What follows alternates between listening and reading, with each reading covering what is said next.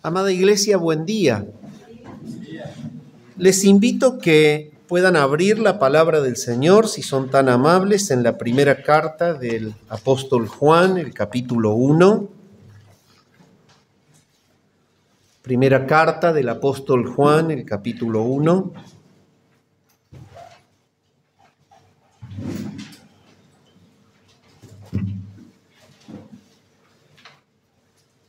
Vamos a leer el párrafo que se extiende desde el versículo 5 al versículo 9. Dice así la palabra del Señor: Este es el mensaje que hemos oído de Él y os anunciamos.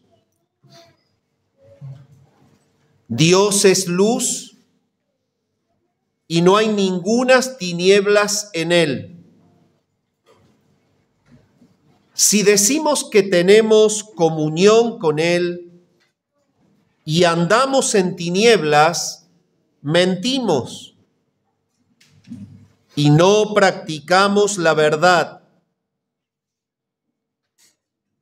Pero si andamos en luz, como Él está en luz, tenemos comunión unos con otros, y la sangre de Jesucristo, su Hijo, nos limpia de todo pecado. Si decimos que no tenemos pecado, nos engañamos a nosotros mismos y la verdad no está en nosotros. Si confesamos nuestros pecados, Él es fiel y justo para perdonar nuestros pecados y limpiarnos de toda maldad. Si decimos que no hemos pecado, le hacemos a Él mentiroso y su palabra no está en nosotros. En esta mañana voy a desarrollar un sermón que se titula La negación del pecado es síntoma de muerte. La negación del pecado es síntoma de muerte. Este sermón contiene el primer punto, una introducción al tema. El segundo punto, los que viven en oscuridad, extraído del versículo 6. Si decimos que tenemos comunión con Él y andamos en tinieblas, mentimos y no practicamos la verdad. El tercer punto del sermón es los que viven en la mentira, y se extrae del versículo 8 que dice: si decimos que no tenemos pecado, nos engañamos a nosotros mismos y la verdad no está en nosotros. El cuarto punto del sermón se extrae del versículo 10 que dice: si decimos que no hemos pecado, le hacemos a Él mentiroso y su palabra no está en nosotros. Y este punto se titula Los que difaman a Dios.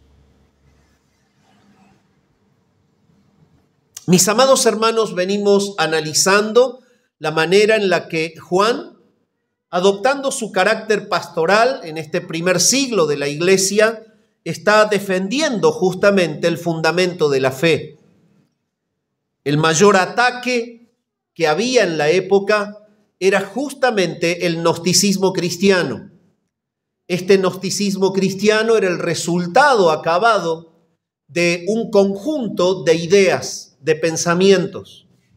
Por un lado, habían tomado los fundamentos de la filosofía griega. Por otro lado, lo habían entremezclado con las raíces del pensamiento hebreo, de la religión judía. Y en esto había una conformación de ideas que en realidad distorsionaban el Evangelio de Jesucristo. Esto fue un impacto en la iglesia primitiva tan impresionante que logró causar justamente el debilitamiento de muchos creyentes en cuanto a la fe, por la gran confusión que había en ese tiempo. El punto es que la cultura externa que rodeaba al Imperio Romano, en donde surgió la iglesia primitiva, en Palestina, estaba atestada de la cultura del mundo, pero el punto es que había entrado dentro de la iglesia, cumpliéndose la profecía que decía que en los postreros tiempos, desde vosotros o de vosotros surgirán falsos maestros que hablarán herejías. Lo más tremendo fue que el impacto de la cultura en la iglesia comenzó a trabajar desde dentro de la iglesia, enseñando herejías como el gnosticismo cristiano, que tenía fundamentalmente este objetivo: destruir la realidad de la Trinidad y destruir la realidad de la gravedad del pecado. En cuanto a la Trinidad, hemos estado diciendo que esta ideología falsa negaba que Jesucristo verdaderamente haya venido en carne. Esto hacía que la Trinidad sea destruida, porque por sus creencias de que Jesucristo era un ser creado, una especie de eón espiritual, un ser espiritual creado, ya lo colocaba por debajo del nivel de la sustancia del Padre. Por lo tanto, rompían el concepto de la Trinidad. Negaban también el hecho de que Jesús, siendo Dios y hombre, haya sido crucificado. Puntualmente el cerintianismo hacía esto. Y decían que el Espíritu de Cristo había venido a morar sobre Jesús hombre en el bautismo, pero que lo abandonó antes de ir a la cruz. Y esto era algo tremendo, porque cuando se hablaba de la doctrina de la salvación, es imposible que haya fortaleza para perdonar el pecado si el que murió en la cruz no era Dios. Y el punto es que si el que murió en la cruz no era Dios, el Padre no podía estar satisfecho, porque por el nivel de su justicia no hay ningún sacrificio que pueda dejarlo satisfecho en cuanto a su demanda, si no es el sacrificio del perfecto Hijo de Dios ocupando el lugar de los perdidos. Esa es la raíz profunda de la gravedad del cerintianismo. El hecho de decir que Jesucristo no es Dios deja graves consecuencias, porque es evidente que la salvación se desploma, se destruye, cae a pedazos, puesto que si Él no es verdaderamente Dios, el sacrificio que realizó por los perdidos no tendría efectos salvíficos. Solamente Dios hecho carne puede ser el redentor del pueblo santo. Así lo pensó Él y así debía ser. Y este era el azote de la iglesia en ese momento. Por ende, al haber tomado justamente parte de la filosofía platónica, el hecho de hablar del dualismo que separaba la realidad de la carne con la realidad de lo espiritual, los dualistas venían formados en una escuela en donde decían que era imposible que Dios pudiese tener contacto con lo material. Estaba totalmente fuera de la materia, porque la materia era algo completamente malo.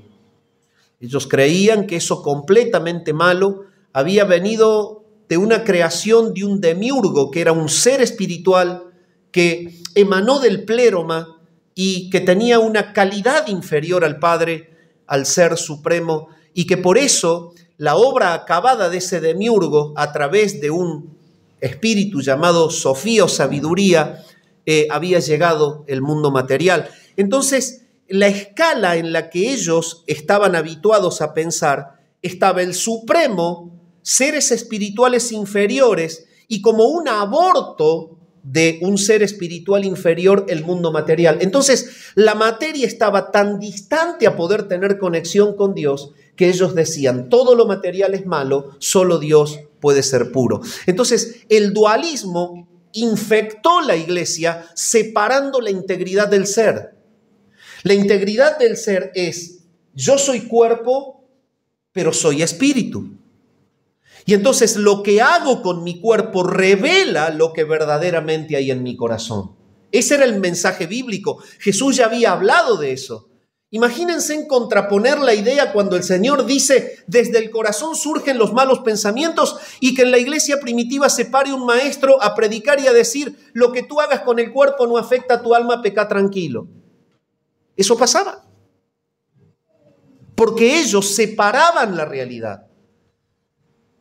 Desintegraban el ser por la influencia de la cultura dualista griega que infectaba Roma en los tiempos en que la iglesia se desarrolló. Y el pastor Juan, en ese primer siglo, tuvo que poner en alto la fe. Y escribe esto. Y les dice lo siguiente, versículo 6. Dice así, si decimos que tenemos comunión con Él y andamos en tinieblas, mentimos y no practicamos la verdad. Entonces, lo que ocurrió en el dualismo como resultado era lo siguiente: la negación de la realidad del pecado. ¿Por qué? Porque ellos sostenían que en la iluminación que ellos tenían, el pecado no tenía ningún efecto. Es decir, para el dualista, el hecho de que haya recibido por parte de ese ser espiritual redentor primigenio, que venía a iluminarlos y a darles el camino, o a iluminarles el camino para poder regresar a Dios, los que habían sido iluminados no pecaban. ¿Por qué? Porque estaban en la iluminación, que para ellos eso era la comunión, y entonces no importaba lo que hicieran con el cuerpo porque no había conexión entre el cuerpo y el alma. Entonces ellos negaban la realidad de que hacer algo malo fuese pecado.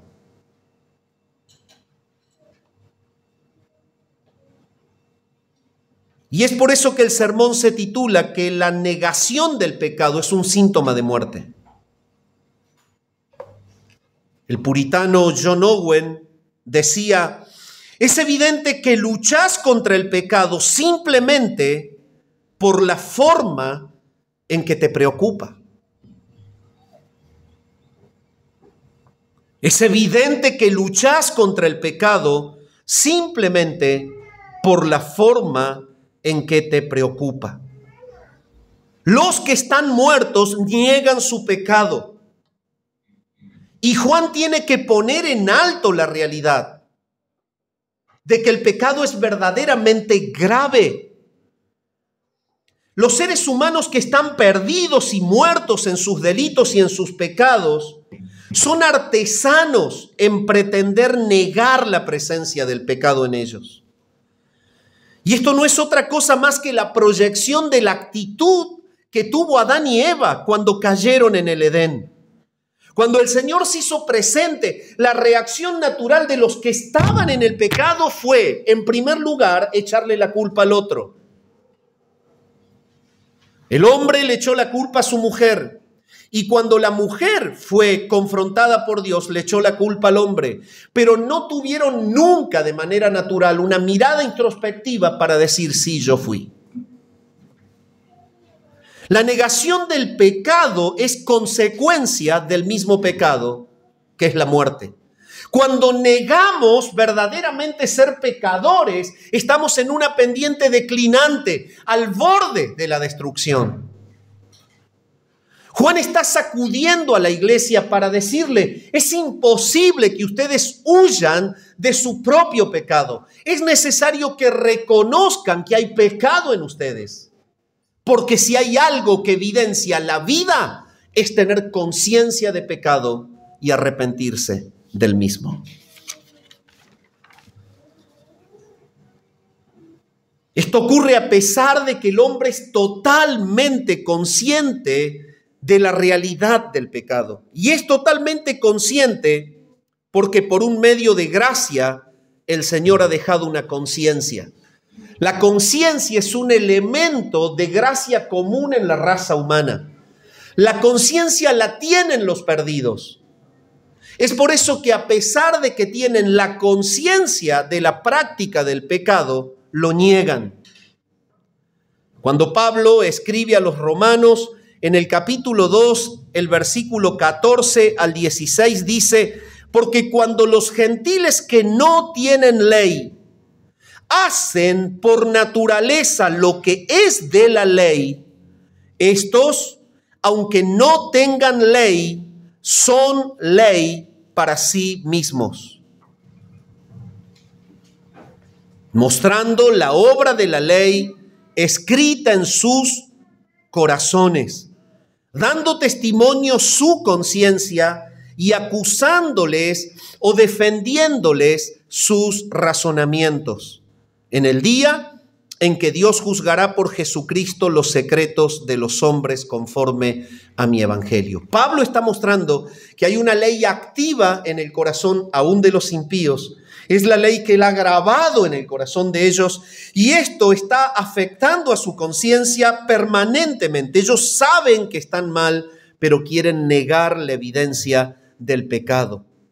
Vivimos en una sociedad posmoderna que acostumbra a minimizar y a redefinir al pecado, con tal de hacerlo más disipado, de esconderlo, de resguardarlo de una manera más prolija, con tal de que no se vea que verdaderamente es pecado.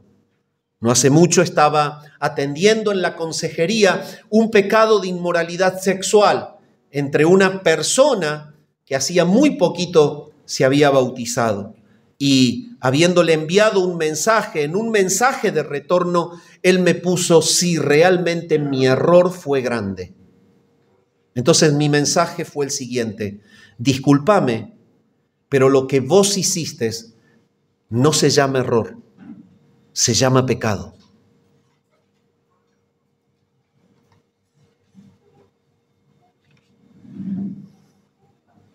La sociedad posmodernista redefine al pecado. Al adulterio lo llaman una cañita al aire.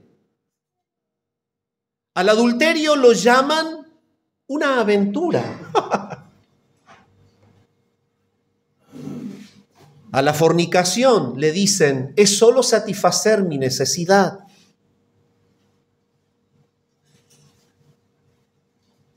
Y a la pornografía es simplemente darme un gusto.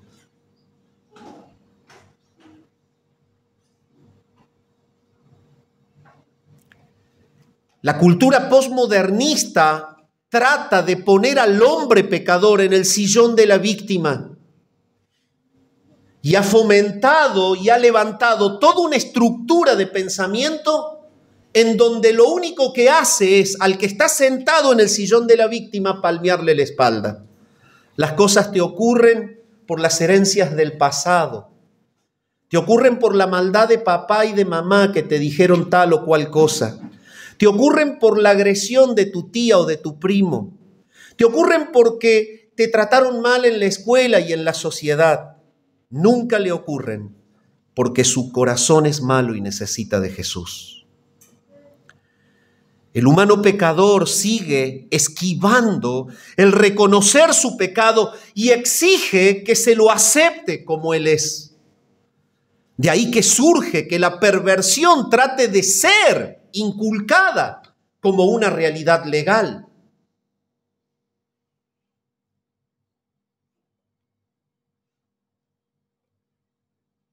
La inmoralidad sexual está buscando meterse en los libros legales como una estructura oficial de una nación que lo avala como algo productivo.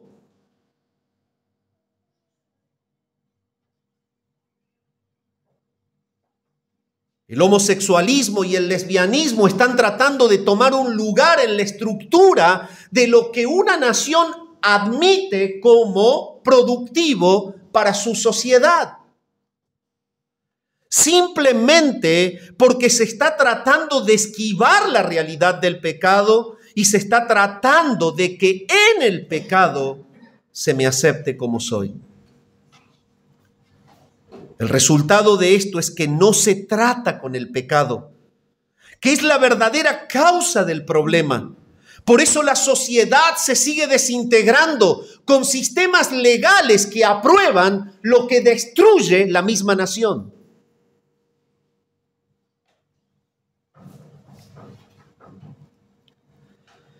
Sin embargo, el mensaje del Evangelio era el siguiente: el Señor confrontó el pecado, nunca palmeó la espalda del que estaba sentado en el sillón de la víctima. Lo hice porque no me di cuenta.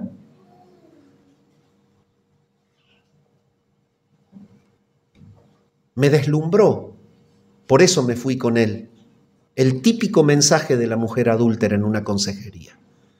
Me deslumbró, pastor. ¿Te deslumbró?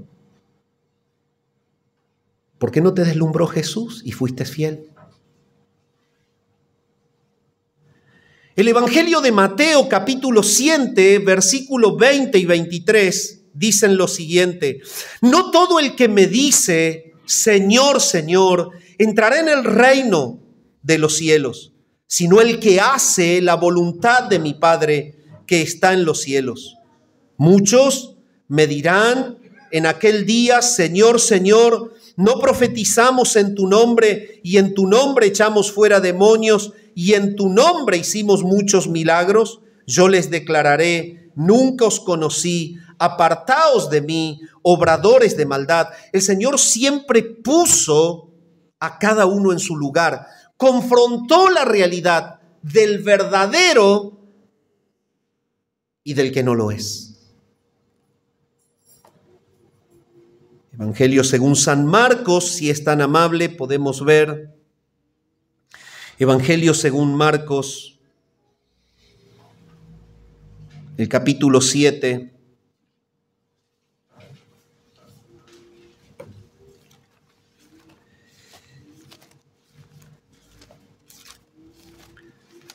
Dice así la palabra del Señor.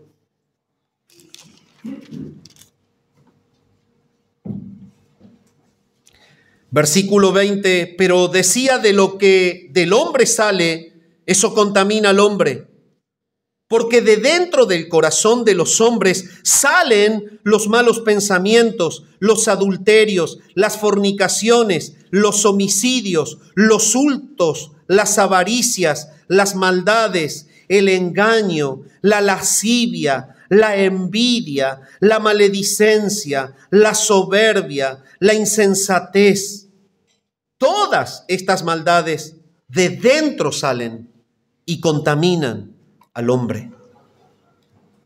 No solamente que Jesús puso en su lugar a los que no son, diciéndoles que no son, sino que Él confrontó la realidad del pecado y mostró que están en el corazón, provienen desde el corazón. Lamentablemente en la iglesia moderna, la influencia de esta cultura secular relativista ha provocado que el pecado sea explicado en términos aceptables. Amados, somos confrontados en esta mañana a llamar al pecado por su nombre.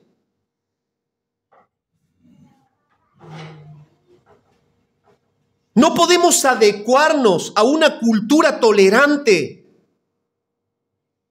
Debemos confrontar, debemos señalar, denunciar el pecado por tener una manifestación de celo por la santidad,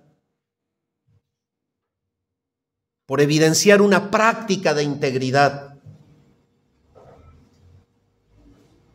Y mi pregunta para con el auditorio en esta mañana es: ¿experimentás cada día un reconocimiento real de tu pecado? ¿Lo llamás pecado o te sentás en el sillón de la víctima para que tu entorno te palmee y tú lo sigas haciendo? ¿Experimentás cada día una lucha real de lo que has admitido que verdaderamente es pecado en tu mente, en tus sentimientos o en tu acción?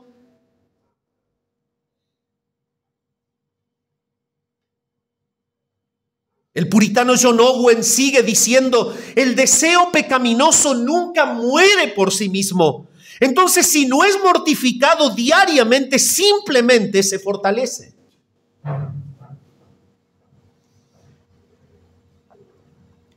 Juan se encarga de mostrar 3 tipos de falsos creyentes, acostumbrados a negar la realidad de su pecado y a ponerles un título diferente, con tal de poder permanecer en ellos.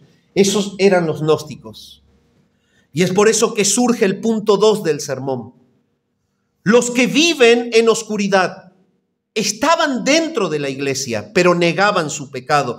Y el versículo 6 dice, si decimos que tenemos comunión con Él y andamos en tinieblas, mentimos y no practicamos la verdad. ¿Por qué Juan dice esto? Porque la creencia del gnosticismo era esta.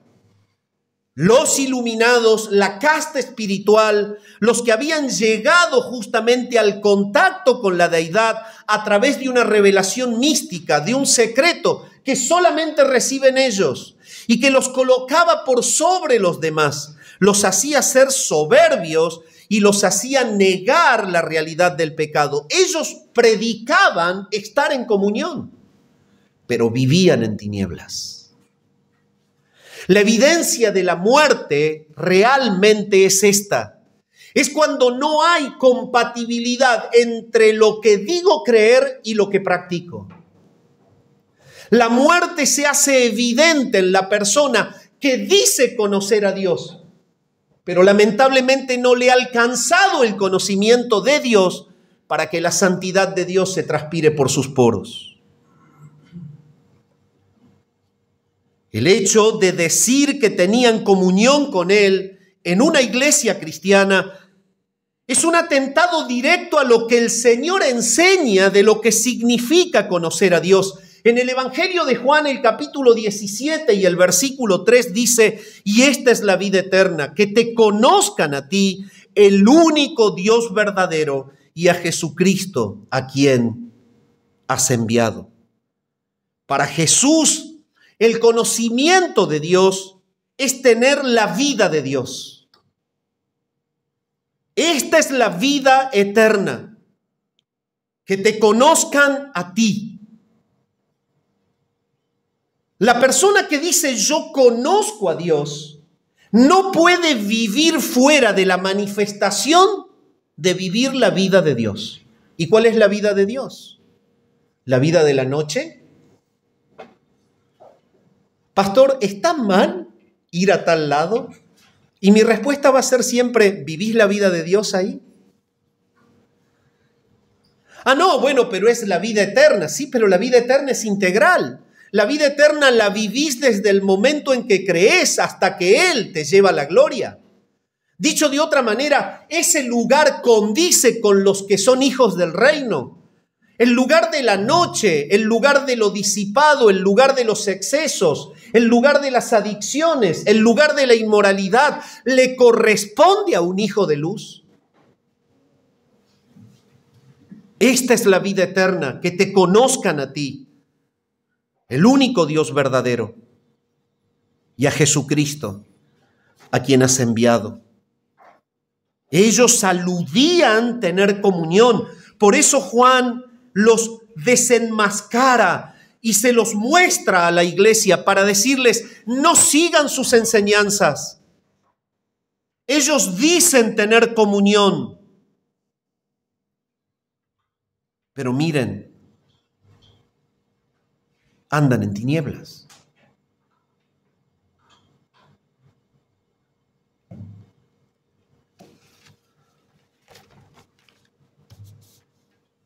Andan en tinieblas no es otra cosa más que afirmar que practican de manera permanente un patrón de conducta repetitivo en el pecado.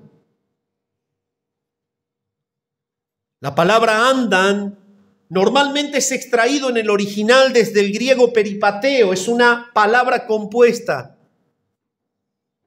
con el prefijo peri, que significa alrededor, de ahí la palabra perímetro, por ejemplo, en geometría. Pericardio en medicina, lo que rodea el corazón, la tela que lo cubre. El peripateo es justamente lo externo y se refería a aquel caballo de pisadero que daba vuelta cada día amasando el barro, describiendo un círculo perimetral. Normalmente se usaba esa palabra para hablar y decir de lo que habitualmente se hacía todos los días con estos animales que batían el barro. El término andan en tinieblas daba la evidencia de que ellos decían haber sido iluminados, decían haber recibido el mensaje del hombre primigenio redentor, ese eón que había venido a iluminarlos, decían tener el contacto, decían tener comunión con Dios, pero su vida decía que estaban en muerte.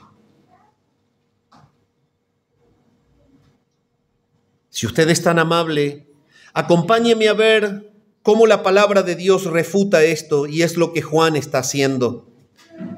Carta del apóstol San Pablo a los Romanos. Carta del apóstol San Pablo a los Romanos. El capítulo 8 y el versículo 4 nos dice lo siguiente. Romanos 8:4. Para que la justicia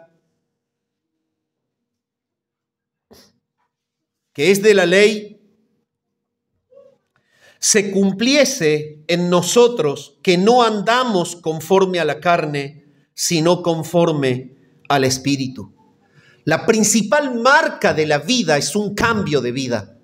La principal marca del nuevo nacimiento es vivir en un reino distinto al cual vivíamos cuando estábamos muertos. Si es tan amable, crúcese a Romanos 13, el versículo 13. Romanos 13:13 dice lo siguiente: andemos como de día, honestamente, no en glotonerías y borracheras, no en lujurias y lascivias, no en contiendas y envidia.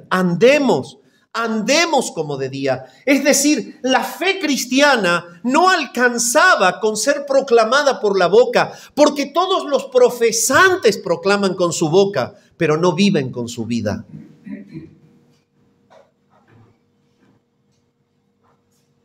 La carta de Pablo a los Efesios, el capítulo 4 y el versículo 1 dice lo siguiente. Efesios 4:1. Yo pues, preso en el Señor, os ruego que andéis como es digno de la vocación con que fuisteis llamados.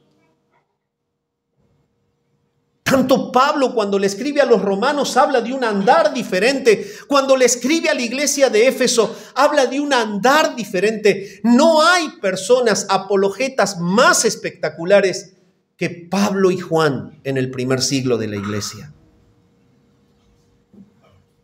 Pablo, escribiendo a los de Colosas en Colosenses 1:10, dice lo siguiente, y si es tan amable, léalo usted de su Biblia. 1:10 de Colosenses dice así: para que andéis como es digno del Señor, agradándole en todo, llevando fruto en toda buena obra y creciendo en el conocimiento de Dios. Este era el punto. Los falsos dentro de la iglesia aludían que no era importante y que no necesitaban andar de una manera diferente. Ellos habían sido iluminados, ellos estaban en comunión. Pase lo que pase con sus conductas morales, ellos estaban en contacto con la deidad. El error garrafal de los que intentan esquivar la realidad de su pecado. Juan les dice, son mentirosos. Juan les dice, si decimos que tenemos comunión con Él y andamos en tinieblas. No solo el nuevo pacto habla de que el propósito de la transformación de Dios es que la vida cambie. La salvación, la vida eterna, se manifiesta en el cambio práctico y real. El grave problema del evangelismo débil y pobre en nuestro tiempo es que los que salen a hablar de una vida de cambio no lo pueden sostener frente a los ojos de los que los observan.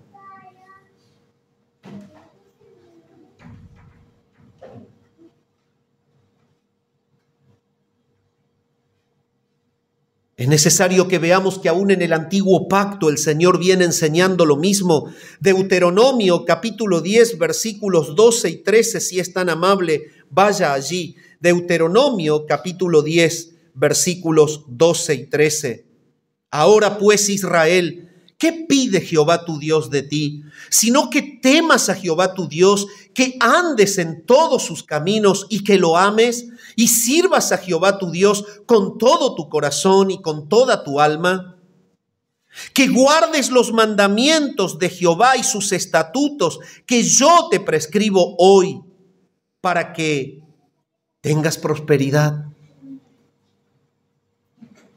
De la misma manera, el profeta Miqueas, cuando escribe su profecía en el capítulo 6 y en el versículo 8, nos dice lo siguiente, Miqueas 6, 8. Oh hombre, Él te ha declarado lo que es bueno. ¿Y qué pide Jehová de ti? Solamente hacer justicia y amar misericordia y humillarte ante tu Dios. Conductas reales, práctica de vida, peripateo, todos los días una vida distinta. Solamente la puede vivir el que realmente tiene una vida nueva. La persona que dice y habla conocer a Dios y que verdaderamente no tiene a Dios, puede ser que engañe al que le rodea por un tiempo, pero no va a permanecer toda la vida fingiendo y falseando. En algún momento se va a evidenciar que lo que hay en su corazón es pecado y muerte. Pecado va a haber en todos. El punto es pecado sin confesar. Es no reconocer el pecado, como pasaba en la vida de los gnósticos.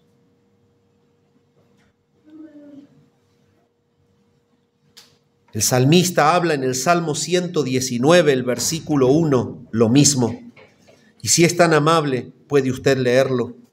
119:1 dice lo siguiente: bienaventurados los perfectos de camino, los que andan en la ley de Jehová. El antiguo pacto habla de que la vida se ve en el andar. El nuevo pacto habla de que la vida se ve en el andar. Juan les dice, cuidado, iglesia. Ellos dicen tener comunión con Dios, pero no andan en la verdad. Andan en la mentira.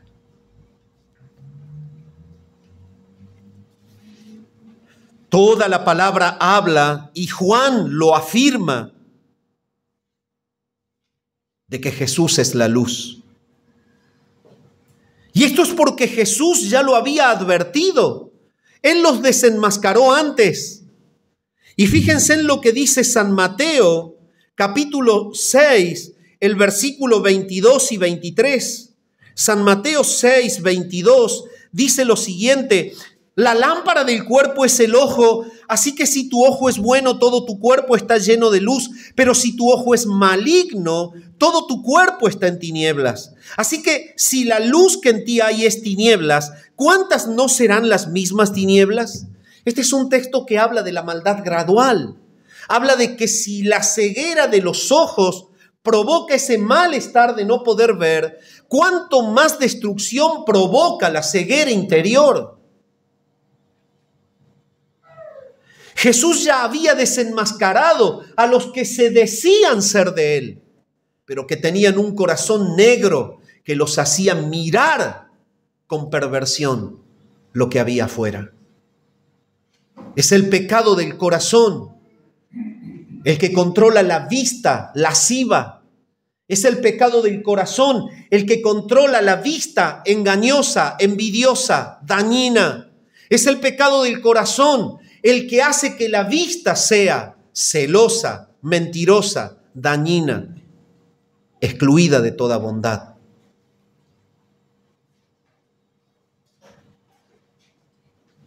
No en vano Juan, el mismo que escribe la carta, habla y dice que Jesús es la luz para un mundo que está en tinieblas. Y es esto lo que a ellos les falta. Y usted lo puede ver en la primera carta, en el capítulo 1, versículo 4 y 5, cuando él presenta claramente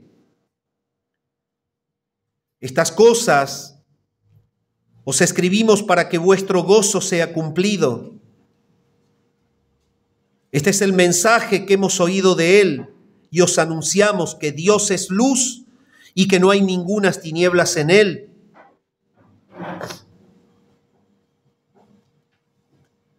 Juan presentó justamente a Jesús como la luz que ilumina las tinieblas en el Evangelio, en el capítulo 8 y el versículo 12, cuando Jesús mismo dice: yo soy la luz del mundo, el que me sigue no andará en tinieblas, sino que tendrá la luz de la vida.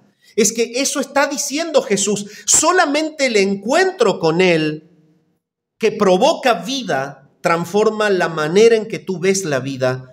Solamente el encuentro con él, que trae vida, cambia la manera en que tú vives la vida. Cuando Jesús dice: yo soy la luz del mundo, el que me sigue no andará en tinieblas, sino que tendrá la luz de la vida, está relacionando que el contacto con Jesús cambia el andar en la vida. Lo que antes era caminar en tinieblas y practicar el pecado, ahora es andar en luz y vivir en santidad. Juan está aclarando con este concepto que ellos que decían que tenían comunión, pero que no lo vivían, eran simples mentirosos. A pesar de que el mensaje del Evangelio es que Jesús es la luz, en el Evangelio de Juan, el capítulo 3 y el versículo 19 y 20, nos muestra cuál es la manera en la que reaccionaron los humanos muertos en delitos y pecados frente a esta luz. Y en San Juan 3:19 dice: y esta es la condenación, que la luz vino al mundo y que los hombres amaron más las tinieblas que la luz, porque sus obras eran malas. Y el Evangelio siempre predicó que el hecho de andar en luz, de tener comunión, verdaderamente se manifiesta en una vida transformada. Juan está justamente volviendo a la iglesia, a las raíces del Evangelio, que son las que se ven afectadas y se ven quebrajeadas por la mentira del gnosticismo cristiano. Nadie que afirma ser cristiano, pero que vive en tinieblas, es decir, que continuamente practica acciones perversas, es realmente salvo. No importa que diga ser cristiano, importa cómo vive. Tal como se encarga Juan cuando lo muestra en la primera carta, el capítulo 3 y el versículo 4 y 9, cuando dice: todo aquel que comete pecado infringe también la ley, pues el pecado es infracción de la ley. El versículo 9 dice: todo aquel que es nacido de Dios no practica el pecado, porque la simiente de Dios permanece en él y no puede pecar porque es nacido de Dios. Y ahí Juan está atacando directamente lo que arranca atacando en el párrafo que hemos leído. No puede haber una incompatibilidad entre el que se dice ser cristiano y la manera en la que vive. Haciendo una unión entre los escritos de Juan, podemos ir al Evangelio de Juan, el capítulo 8 y el versículo 42. Dice lo siguiente, Juan 8:42. Jesús entonces les dijo: si vuestro Padre fuese Dios, ciertamente me amaríais, porque yo de Dios he salido y he venido. Pues no he venido de mí mismo, sino que el que me envió, sino que Él me envió. El versículo 44 dice: vosotros sois de vuestro padre el diablo, y los deseos de vuestro padre queréis hacer. Él ha sido homicida desde el principio y no ha permanecido en la verdad, porque no hay verdad en él. Cuando habla mentira, de suyo habla, porque es mentiroso y padre de mentira. Entonces Juan está haciendo justamente la diferencia y está mostrando allí los que hablan de él. Está diciendo justamente que son del padre Satanás, porque desean hacer los deseos del Padre. El que dice ser creyente debe tener un corazón diferente, que le provoque de manera natural el querer vivir, confrontando cada día su propio pecado. Un corazón diferente y natural, que le provoque vivir arrepintiéndose cada día del pecado. Un corazón diferente y regenerado, que le permita cada día ganar la batalla en contra de su propio pecado.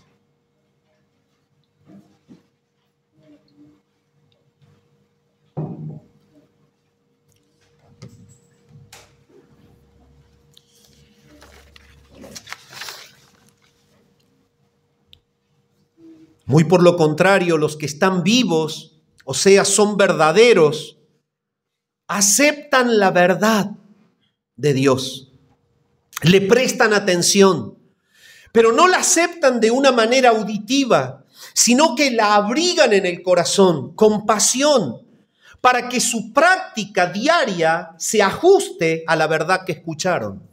Esta es la diferencia del corazón de los que están vivos en relación al corazón de los que están muertos. Y esto es lo que Juan hace cuando les dice: vean la vida y se van a dar cuenta que no tienen comunión. Es por eso que Santiago en el capítulo 1 y el versículo 22 al 25 dice lo siguiente. Santiago capítulo 1, versículo 22 al 25 dice así: los verdaderos, ¿cómo reaccionan? Son hacedores. Por eso Santiago dice: sed hacedores de la palabra y no tan solamente oidores, engañándoos a vosotros mismos. Porque si alguno es oidor de la palabra, pero no hacedor de ella, este es semejante al hombre que considera en un espejo su rostro natural, porque él se considera a sí mismo y se va, y luego olvida cómo era. Mas el que mira atentamente en la perfecta ley, la de la libertad, y persevera en ella, no siendo un oidor olvidadizo, sino un hacedor de la obra, este es feliz en lo que hace.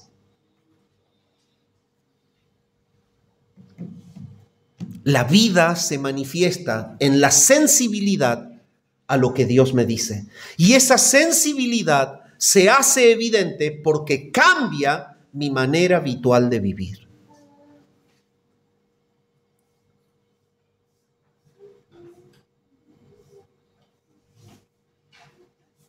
Es por eso que un verdadero hijo de Dios no puede ser insensible frente a la iniquidad como eran ellos. No pueden andar en tinieblas y decir que están en la luz. Pablo, el gran apologeta también en contra del gnosticismo, le escribió a los de Colosas y les dijo lo siguiente. Colosenses 1, 12 al 14. Dice así: con gozo dando gracias al Padre, que nos hizo aptos para participar de la herencia de los santos en luz, el cual nos ha librado de la potestad de las tinieblas. Es imposible confundir tinieblas con luz. La salvación fue un acto de liberación de las tinieblas y fue un traslado de un reino. Por eso Pablo dice: y los ha trasladado al reino de su amado Hijo, en quien tenemos redención por su sangre, el perdón de pecados. Entonces Pablo habla, ser salvos es haber sido iluminados para haber sido librados de una prisión, de un reinado de las tinieblas que nos tenía prisioneros en esas tinieblas. Y hemos sido cambiados a un reino de luz. Es imposible confundir ambas realidades.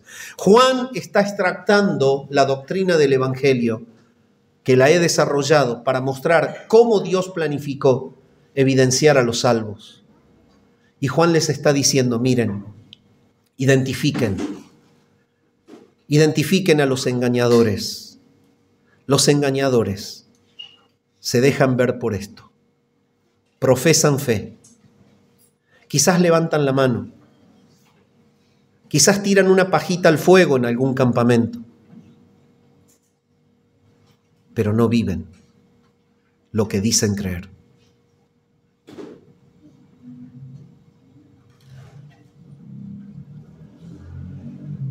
No se trata de una profesión de fe.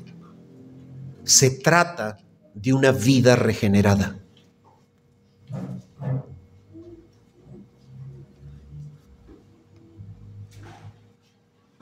Amados, lo que yo digo creer en el medio que me rodea, ¿lo estoy viviendo realmente?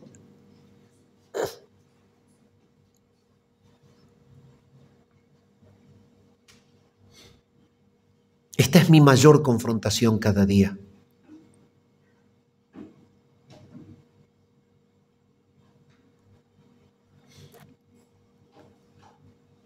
Mi conducta diaria evidencia que tengo tinieblas o luz.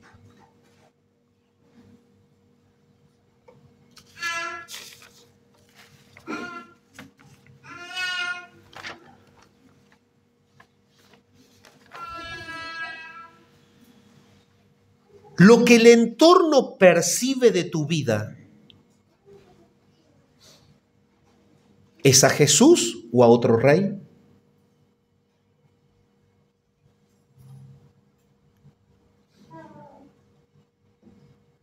En tercer lugar, Juan les dice, ¿quieren identificar a los falsos maestros? Fíjense en los que viven en la mentira. Y si usted es tan amable, vaya al versículo 8 del capítulo 1. Si decimos que no tenemos pecado, nos engañamos a nosotros mismos y la verdad no está en nosotros. Esta es la peor de las mentiras. Es el no admitir tener pecado. No hay una manifestación más clara de orgullo y de soberbia en un humano que decir, yo no tengo pecado. Habitualmente cuando salimos a predicar y golpeamos una puerta o nos topamos con alguien en la calle y le hablamos de la necesidad del arrepentimiento, la reacción natural es crear una distancia contra esa confrontación. Y normalmente la persona que está en muerte te dice, yo no le hago el mal a nadie, soy bueno con todo el mundo. Confunden la moralidad externa con la realidad de su corazón muerto. No están muertos, no tienen pecados, porque hacen obras de bien. Juan les está diciendo, si hay algo que evidencia la muerte espiritual de una persona, es lo que ocurre si decimos que no tenemos pecado. Es lo que ellos aludían. El iluminado, decía el gnóstico, no peca porque ha sido iluminado. No hay una vinculación entre la carne que es inherentemente mala y el espíritu que es bueno. No hay una conexión entre ambos. Entonces lo que yo hice nunca fue pecado. La realidad de la palabra de Dios y el verdadero evangelio es este. Juan lo aclara por boca de Jesús. Si no creen ustedes que yo soy, en vuestros pecados moriréis. Juan está volviendo a la iglesia a identificar a los falsos. Los falsos son los que dicen, yo no tengo pecado.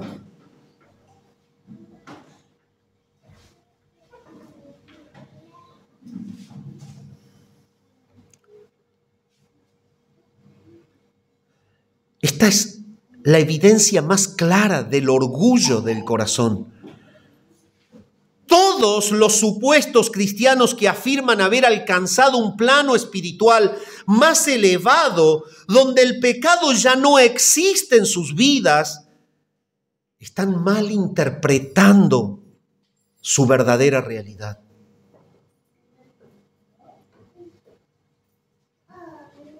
Y esto ocurre en las iglesias hoy. Yo estoy en otro nivel. Yo he alcanzado un nivel de santidad, lo he escuchado, que verdaderamente pocos lo tienen.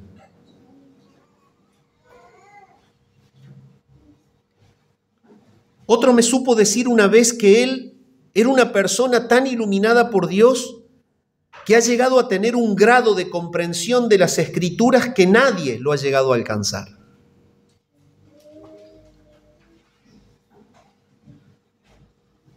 Simplemente le respondí esto y desde ese momento se cruzó en otra mesa en un cumpleaños y no hablamos más.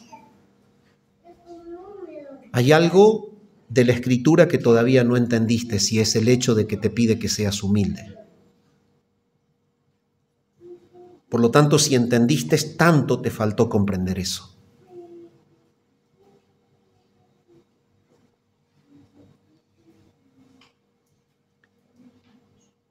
La realidad de cristianos que niegan su pecado los constituye mentirosos. Pablo escribe a los romanos y habla de que en el corazón del hombre hay una total depravación.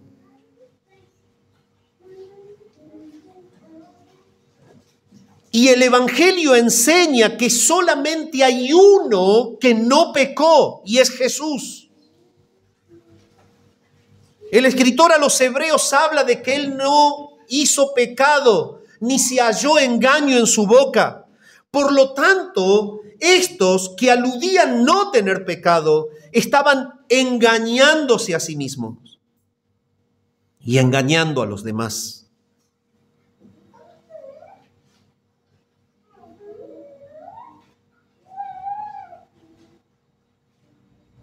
Romanos capítulo 8, el versículo 19 y 23 nos aclaran esta verdad y dice lo siguiente, 8, 19, dice así: porque el anhelo ardiente de la creación es el aguardar la manifestación de los hijos de Dios. El versículo 23 dice lo siguiente: y no solo ella, sino que también nosotros mismos, que tenemos las primicias del Espíritu, nosotros también gemimos dentro de nosotros mismos, esperando la adopción, la redención de nuestro cuerpo. ¿Qué quiere decir esto? El verdadero cristiano sabe que tiene pecado. El verdadero cristiano anhela la gloria perfecta. El verdadero cristiano sabe que tiene una lucha. Pablo, cuando escribe a los romanos en el capítulo 7, se trata de hombre miserable y dice: miserable hombre de mí, ¿quién me librará de este cuerpo de muerte? Entonces, la diferencia que Juan plantea es esta: los que engañan niegan tener pecado. Los verdaderos siempre reconocemos ser pecadores.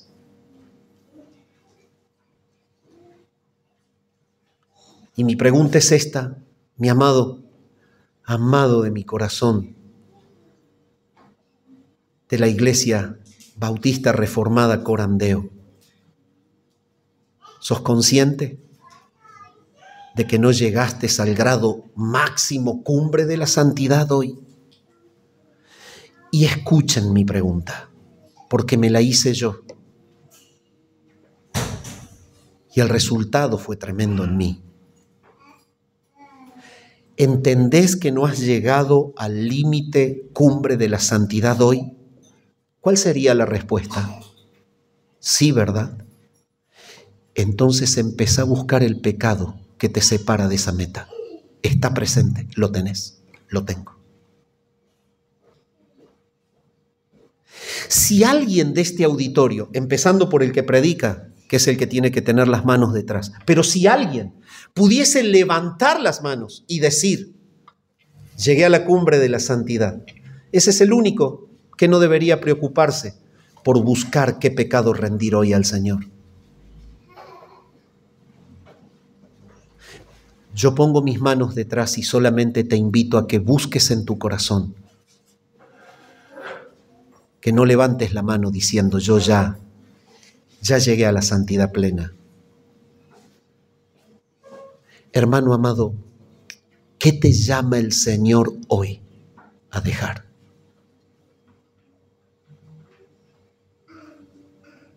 ¿Qué aspecto de tu vida práctica está desfigurando la imagen de Cristo que se proyecta hacia afuera en ti?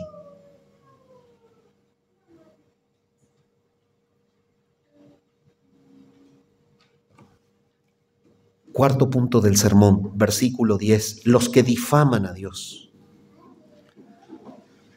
Si decimos que no hemos pecado, le hacemos a Él mentiroso y su palabra no está en nosotros.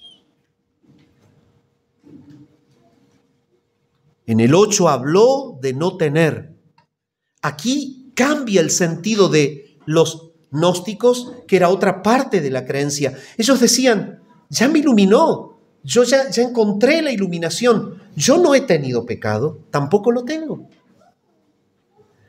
La visión orgullosa los dejaba tranquilos mirando su vida hacia atrás y los llevaba a difamar a Dios porque destruían el evangelio, colocaban al Dios que predicó la verdad como el mentiroso, que lo que dijo no tenía razón de ser. Y lo hacían justamente porque negaban haber cometido pecados antes, que el trayecto de ellos no había sido pecaminoso. Entonces esto exponía el mensaje del evangelio a una vil mentira.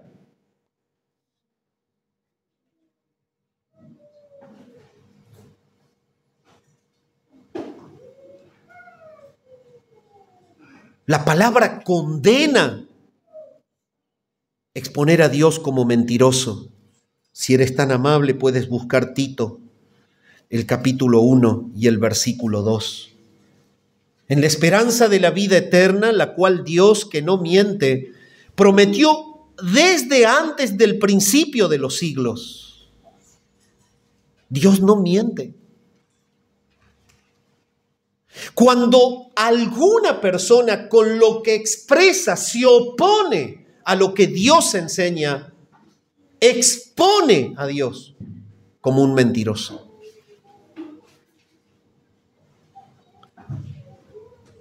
Y Pablo se dedica a aclarar que él no miente. Pero Juan habla de la misma manera.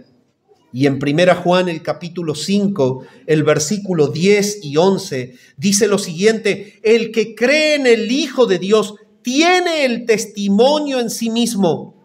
El que no cree a Dios le ha hecho mentiroso. Esto es lo que está diciendo, lo mismo que dice el capítulo 1. Note usted, el mismo Juan en la misma carta lo vuelve a decir en el capítulo 5. Y lo volvemos a leer, versículo 10 y 11. El que cree en el Hijo de Dios, ¿qué le pasa? Tiene el testimonio en sí mismo. ¿Qué es esto? Vive una vida nueva. ¿Qué es esto? Vive a Jesús. ¿Qué es esto? Vive en luz. ¿Qué es esto? Vive en el reino de la luz. ¿Qué es esto? Salió del reino de las tinieblas. Dejó la práctica del pecado.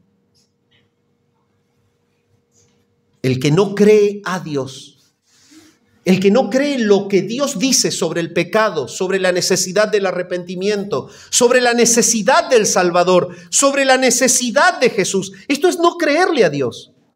¿Cuál es el resultado? Le ha hecho mentiroso. El gnóstico no necesitaba de un Salvador porque tampoco no practicó nunca pecado. Solamente necesitaba de un eón inferior, redentor, que le viniese a iluminar el camino para retornar al pleroma. Y lógico, una confusión que envolvía a la iglesia y que no tiene nada que ver con el testimonio de Dios. Hay dos aspectos en el que ellos negaban la verdad de Dios. Explícitamente negaban la enseñanza de que todos hemos pecado. Romanos 3:23 dice, todos pecaron y están destituidos de la gloria de Dios. También habla Romanos en ese capítulo que no hay justo ni aun uno, que no hay quien haga el bien y nunca peque. Habla de la necesidad de que Dios salve al que está muerto en su pecado. Entonces, hacían a Dios mentiroso porque explícitamente negaban la enseñanza de que el pecado era una realidad universal. Pero en segundo lugar, implícitamente, al negar la realidad de que eran pecadores, implícitamente negaban la necesidad de un Salvador, que es el mensaje del Evangelio. Y en Romanos 6:23 dice, porque la paga del pecado es muerte, mas la dádiva de Dios es vida eterna en Cristo Jesús, Señor nuestro. Cada vez que en tu vida quieras esquivar la realidad de tu pecado, cada vez que en tu vida quieras tapar que en el pasado pecaste, ese día estás señalando a Dios como un mentiroso.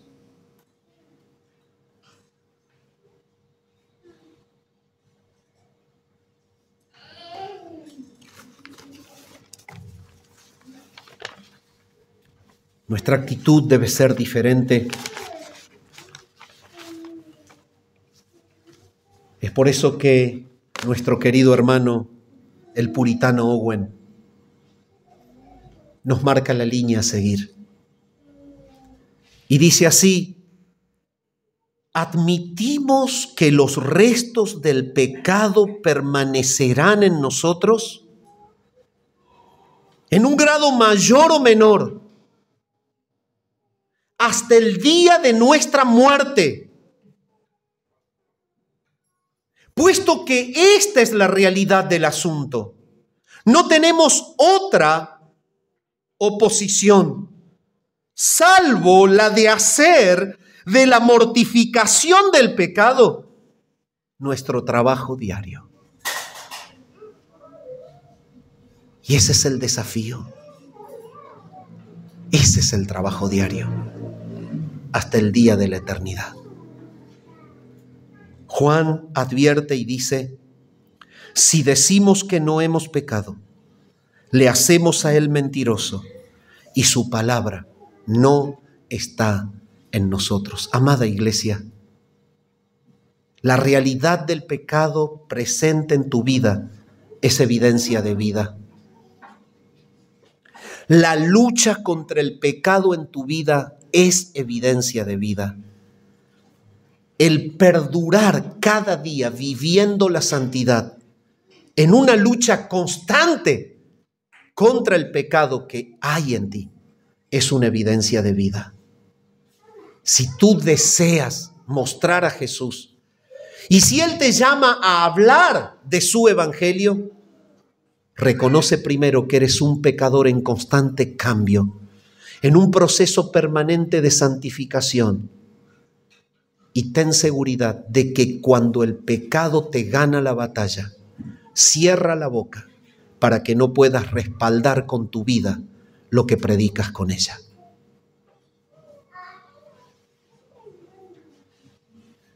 Si tú estás en este lugar y aún no eres de Jesús, si tú estás en este lugar aún viviendo en el pecado, la voz de Jesús es esta: arrepentíos y creed en el evangelio.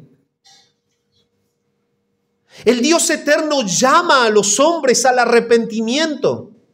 para que abandonen su camino de maldad, para que comiencen a caminar en el camino de la fe en Jesús, un camino de una vida diferente, que se vive para la gloria de Dios y no para la satisfacción de la carne. Jesús ha cargado sobre sus espaldas el pecado del pueblo santo. Él ha sido sacrificado por el Padre en la cruz para que pague la deuda del pecado de todos los que creen en Él. Y el Señor te llama en esta mañana: arrepentíos y creen en el Evangelio. Padre, gracias por tu palabra en esta mañana. Gracias por los escritos de Juan. Ayúdanos, Señor, a entender que somos pecadores en vía de cambio. Llévanos por el poder de tu Santo Espíritu a luchar contra nuestro pecado cada día, identificándolos con nombre y apellido y luchando contra ellos para vivir en santidad. Te adoramos a ti. Clamamos que en tu gracia puedas salvar a pecadores en esta mañana, pasarlos de la muerte a la vida, trasladarlos desde el reino de las tinieblas al reino de la luz, para que puedan darte gloria y encontrar su verdadero gozo. Oramos al Padre en el nombre de Jesús. Amén.